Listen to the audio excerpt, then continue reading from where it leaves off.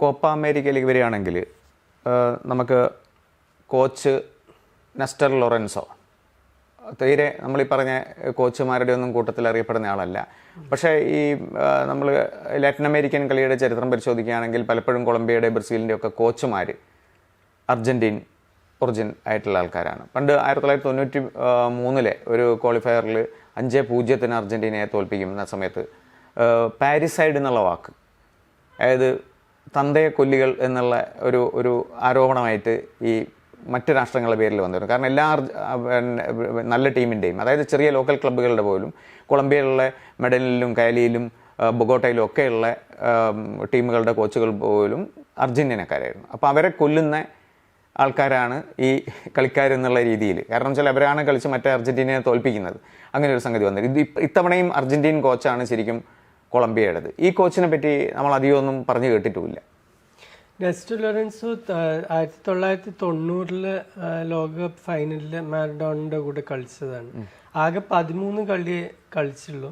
പിന്നെ ഇപ്പൊ നമ്മൾ നേരത്തെ പറഞ്ഞു സൗത്ത് ഗേറ്റ് ഒക്കെ അത്ര വമ്പൻ കളിക്കാരനൊന്നും പറയാൻ പറ്റില്ല. പക്ഷെ എന്നാലും ഒരു സാമാന്യം നല്ല ലെവലിൽ കുറെ കാലം കളിച്ചൊരു കളിക്കാരനാണ് Southgate. Nestor Lorenzo club ലെവലിലും അങ്ങനെ വലിയ ക്ലബുകൾക്കൊന്നും കളിച്ചില്ല. ഇറ്റലിയിൽ ബാരിക്ക് വേണ്ടി, ഇംഗ്ലണ്ടിൽ സ്വിൻഡൺ ടൗൺ, അത് തന്നെ അർജന്റീൻ കോച്ചായ ഒസ്വാൽഡോ ആർഡിയൽസ് അദ്ദേഹത്തിനെ വിളിച്ച് അവിടെ 1-2 സീസൺ കളിച്ചതാണ്. അതിനുശേഷം ഈ കോച്ചിങ്ങിലേക്ക് വന്നിട്ടുള്ളത് എങ്ങനെയാ വെച്ചാൽ ഹോസെ പെക്കർമൻ എന്ന് പറഞ്ഞ 2006 ലോകകപ്പിൽ അവരുടെ കോച്ചായിരുന്ന അസിസ്റ്റന്റ് ആയിട്ട് കയറിയതാണ് ലോറൻസോ.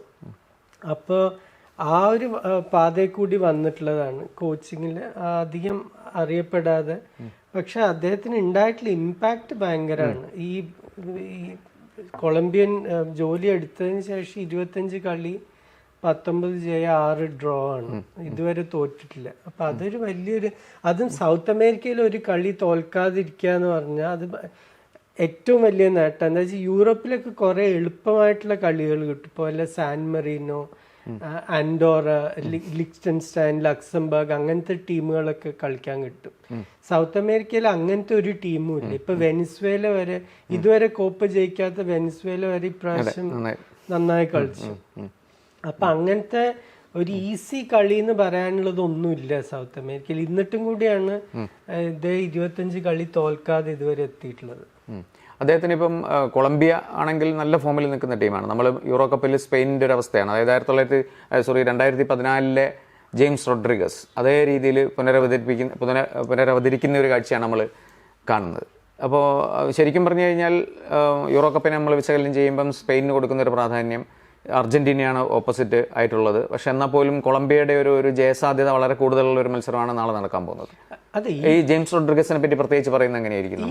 ഈ കോപ്പയിൽ ഏറ്റവും നന്നായി കളിച്ചിട്ടുള്ള ടീം കൊളംബിയാണ്, അതിലൊരു സംശയമില്ല. അവർ ഇപ്പൊ 6 മാച്ചിൽ 12 ഗോള് അടിച്ച് 2 തിരിച്ചു കിട്ടിയിട്ടുള്ളൂ. അപ്പൊ അതും നമ്പേഴ്സ് വെച്ച് മാത്രമല്ല, അവർ പൊതുവെ കളിച്ചിട്ടുള്ള കളിയും. ഇപ്പൊ ഉറുഗ്വേയുടെ എതിരെ 2ാം പകുതിയിൽ 10 ആളെ വെച്ച് കളിച്ചിട്ട് 2 ഏറ്റവും നല്ല ചാൻസ് ഗോൾ അടിക്കാൻ അവർക്ക് തന്നെയായിരുന്നു. സ്വാരസ് ഒരു പോസ്റ്റ് അടിച്ചു, പക്ഷെ അത് കൂടാതെ 2 നല്ല ചാൻസ് ബ്രേക്കില് കൊളംബിയക്കാണ് കിട്ടിയത്. അപ്പൊ അവര് വളരെ എന്താ പറയുക, നല്ലോണം ഓർഗനൈസ്ഡ് ആയിട്ടുള്ളൊരു ടീമാണ്. പിന്നെ ഏറ്റവും വലിയൊരു പ്രത്യേകത എന്താ വെച്ചാൽ മുമ്പത്തെ കൊളംബിയൻ ടീം, ഇപ്പൊ ആ 5-0 നിങ്ങൾ നേരത്തെ പറഞ്ഞു 93 ആ കൊളംബിയൻ ടീമിൽ നിറയെ താരങ്ങളായിരുന്നു. കാർലോസ് വാൽഡ്രാമ, ഫൗസ്റ്റീനോ ആസ്പ്രിയ, ഫ്രെഡി റിങ്കോൺ, അഡോൾഫോ വെലൻസി, ഇവരൊക്കെ വലിയ പേരുകളായിരുന്നു. ഈ ടീമിൽ ശരിക്കും ഹാമിസ് റോഡ്രിഗസും ലൂയിസ് ഡിയാസും മാറ്റി നിർത്തി അങ്ങനത്തെ പേരുകളൊന്നുമില്ല. ഇപ്പൊ നമ്മൾ എല്ലാ യൂറോപ്യൻ ക്ലബിലും ഇവരെ വേണമെന്നുള്ള പോലത്തെ ആ ഒരു ലെവലിലുള്ള കളിക്കാരൊന്നുമില്ല ഈ ടീമിൽ. അപ്പൊ ഒരു ടീം വർക്ക് കാരണം ഇതുവരെ എത്തിയിട്ടുള്ളതാണ്. മുമ്പ് അങ്ങനെയല്ല. ആ 93 ടീമൊക്കെ കുറെ ഇൻഡിവിജ്വൽ ഒരു ബ്രില്യൻസ് കാരണം നന്നായ ഒരു ടീമും കൂടിയാണ്. പിന്നെ റോഡ്രിഗസിന്റെ കാര്യം പറഞ്ഞു കഴിഞ്ഞാല് പക്ഷെ വിചാരിച്ച പോലത്തെ ആ ഒരു പാതയിൽ പോകാൻ പറ്റിയില്ല. 2014 ലോകകപ്പ് കഴിഞ്ഞ് മെഡ്രിഡിലേക്ക് പോയി എല്ലാവരും വിചാരിച്ചു അടുത്ത വലിയൊരു കളിക്കാരനായിരിക്കും ക്ലബ് ലെവലിൽ. പക്ഷെ റൊണാൾഡോ, ബെൻസിമ, ബേൽ ഇവര് 3 പേരും ഉള്ളത് കാരണം അങ്ങോട്ട് അത്ര വിചാരിച്ചത്ര തിളങ്ങാൻ പറ്റിയില്ല. അവരെന്നിട്ട് ബയൺ മ്യൂണിക്കിലേക്ക് ലോൺ 2 കൊല്ലം അവിടെ പോയി. പിന്നീട് ഇപ്പൊ സൗത്ത് അമേരിക്കയിലെ സൗ പൗലോനാണ് കളിക്കുന്നത്. അപ്പൊ ക്ലബ് ലെവലിൽ വിചാരിച്ച അത്ര എത്താൻ പറ്റിയില്ല. നാഷണൽ ടീമിന്റെ കൂടെയും ഇപ്പൊ ഒരു 10 കൊല്ലത്തെ ഗ്യാപ്പിന് ശേഷമാണ് അപ്പോഴത്തെ പോലത്തെ കളി ഇപ്പൊ കാഴ്ചവെക്കുന്നത്. അതിപ്പോ 6 അസിസ്റ്റായി ഇപ്പൊ ഈ ഒരൊറ്റ ചാമ്പ്യൻഷിപ്പിൽ തന്നെ, 1 ഗോളും 6 അസിസ്റ്റും. തീർച്ചയായിട്ടും അദ്ദേഹം കാരണമാണ് ഇവരെ ഇങ്ങനെ കളിക്കുന്നത്. എന്നുവെച്ചാൽ ഒരു ഇത്രയും ക്രിയേറ്റീവ് ആയിട്ടുള്ള ഒരു കളിക്കാരൻ അധിക ടീമുകൾക്കും ഇല്ല. ഇപ്പൊ അർജന്റീനക്ക് ശരിക്കും മെസ്സിയെ മാറ്റി നിർത്തി അങ്ങനത്തെ ഒരു കളിക്കാരനില്ല. അർജന്റീനയിൽ ആ പൊസിഷൻ, ആ നമ്പർ 10 പൊസിഷൻ എൻഗാൻചെ എന്ന് പറയുന്നത് ഹുക്ക്, ആ ഫോർവേഡ് ലൈനും മിഡ്ഫീൽഡും ഹുക്ക് ചെയ്ത് കണക്ട് ചെയ്യണം ആ പൊസിഷൻ. അപ്പൊ അത് വളരെ നന്നായി കളിക്കുന്ന ഒരു കളിക്കാരനാണ് ഹാമിസ് റോഡ്രിഗസ്.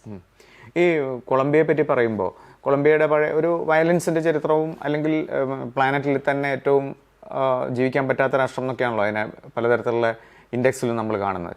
ഇപ്പം തന്നെ ഈ കഴിഞ്ഞ ദിവസം നമ്മൾ ഉറുഗ്വേയായിട്ടുള്ള കളി കഴിഞ്ഞതിന് ശേഷം ഒരു പിച്ചിൽ ഒരു കശപിശ ഉണ്ടായല്ലോ. അതായത് സ്റ്റാൻഡിലേക്ക് കയറിയിട്ട് ഇവർ നടത്തിയ കൊളംബിയൻ കാണികളും ഇതുമായിട്ടുണ്ടായിരുന്നു. അപ്പോൾ ഈ കൊളംബിയ ഒരു ഒരു ഒരു അങ്ങനെ ഒരു വയലൻസിൻ്റെ സാധനം, പ്രത്യേകിച്ചും സിൻ ഓഫ് ലോസിങ് ഏറ്റവും ഭയങ്കരമായിട്ട് കാണുന്ന നമുക്ക് ആൻഡ്രോ എസ്കോബാറിൻ്റെ ചരിത്രം അറിയാം.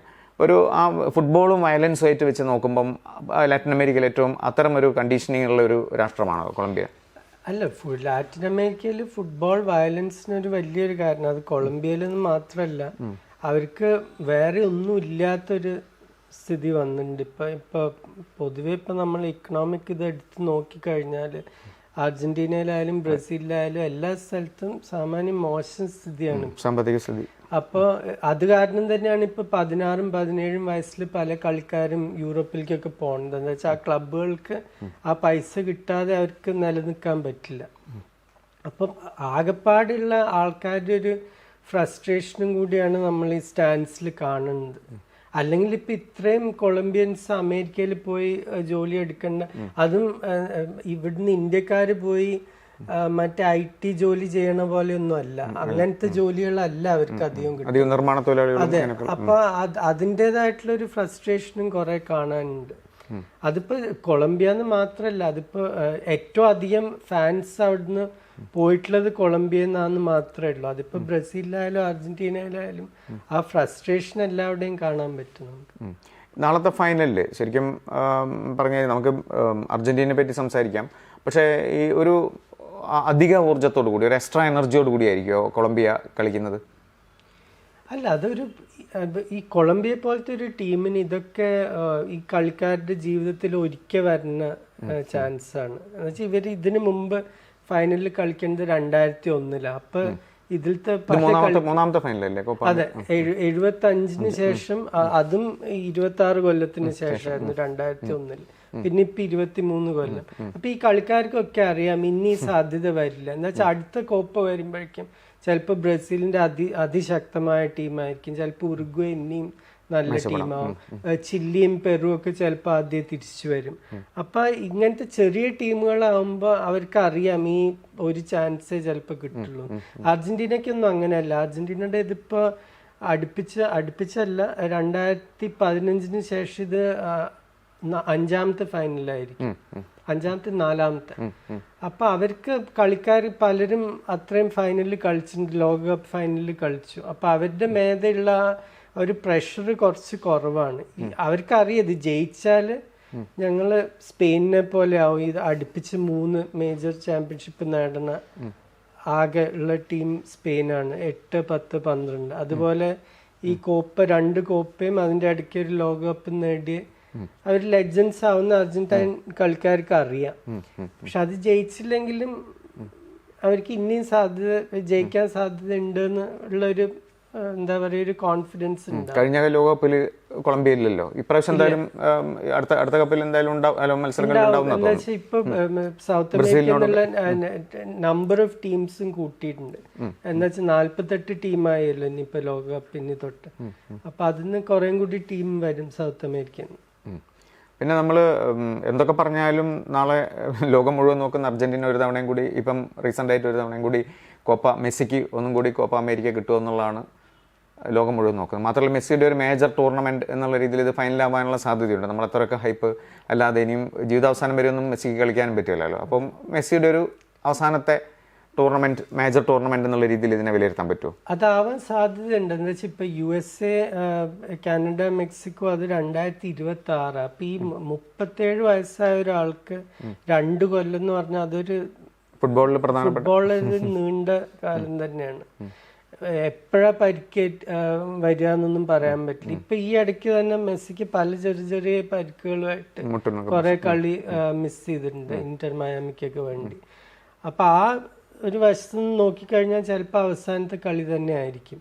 പിന്നെ ഇത് അർജന്റീൻ ഫുട്ബോളിൽ തന്നെ ഒരു വലിയൊരു സംഭവം എന്താ വെച്ചാൽ എത്രയോ കാലം അവര് ഒരു ഫൈനലൊന്നും എത്താതെ പെട്ടെന്ന് ഈ ലണ്ടൻ ബസ്സുകളെ പറ്റി പറയും, കുറെ 40 മിനിറ്റ് ഒന്നും വരാതെ പിന്നെ 4 ഒരുമിച്ച് വരുന്നു. അതുപോലെയാണ് ഇപ്പൊ അർജന്റൈൻ ഫുട്ബോളിൽ വന്നിട്ടുള്ളത്. 93 കോപ്പ ജയിച്ചതിന് ശേഷം പിന്നീട് ഒരു ടൂർണമെന്റ് ജയിക്കുന്നത് 2021 28 കൊല്ലത്തിന് ശേഷം. അപ്പൊ അത് പിന്നെ അതില് പക്ഷെ നമ്മൾ നേരത്തെ പറഞ്ഞ പോലെ കുറെ നമ്മുടെ കാളിദാസൻ മരത്തിലിരുന്ന് ആ കൊമ്പ് വെട്ടി താഴെ വീണ പോലെയാണ്. സ്വന്തം അവര് സെൽഫ് ഗോൾ അടിച്ച് തോറ്റ പോലത്തെ പല സംഭവങ്ങളും ഉണ്ടായിട്ടുണ്ട്.